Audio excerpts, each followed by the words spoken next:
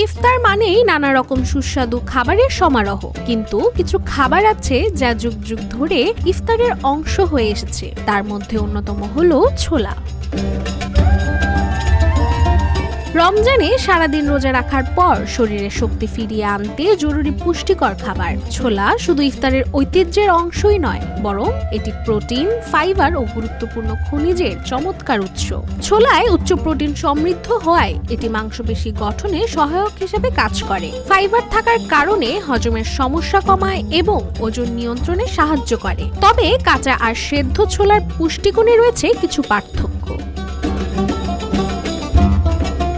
সাধারণত মশলায় রান্না করা ছোলার চেয়ে কাঁচা ছোলায় অ্যান্টিঅক্সিডেন্ট বেশি থাকে, তাই দীর্ঘ সময় না খেয়ে থাকার পর কাঁচা ছোলা খেলে শক্তি পূরণ হয়। ওজন ধরে রাখা এবং আলসারের সমস্যা থাকলে কাঁচা ছোলা খাওয়া ভালো। কাঁচা ছোলা ভিজিয়ে কাঁচা আদার সঙ্গে খেলে শরীরে প্রোটিন ও অ্যান্টিবায়োটিকের চাহিদা পূরণ হয়, শক্তি বৃদ্ধি হয় এবং স্বাস্থ্যবান করে তোলে মানুষকে। রোগ প্রতিরোধের ক্ষমতাও বাড়ায় এটি।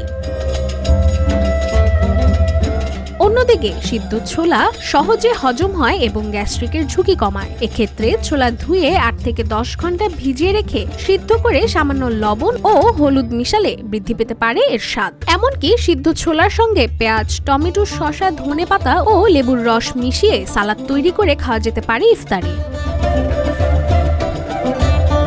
ছোলা আমাদের দৈনন্দিন খাদ্য তালিকায় সহজে অন্তর্ভুক্ত করা যায় এবং এটি স্বাস্থ্যের জন্য বহুমুখী উপকারিতা প্রদান করে। ছোলায় উপস্থিত সলিউবল ফাইবার রক্তে খারাপ কোলেস্ট্রল কমাতে সাহায্য করে, যা হৃদরোগের ঝুঁকিও হ্রাস করে। তাই সুস্বাস্থ্যের জন্য নিয়মিত ছোলা খাওয়ার অভ্যাস উপকারী, তবে কিডনির সমস্যা থাকলে এটি এড়িয়ে যাওয়াই ভালো।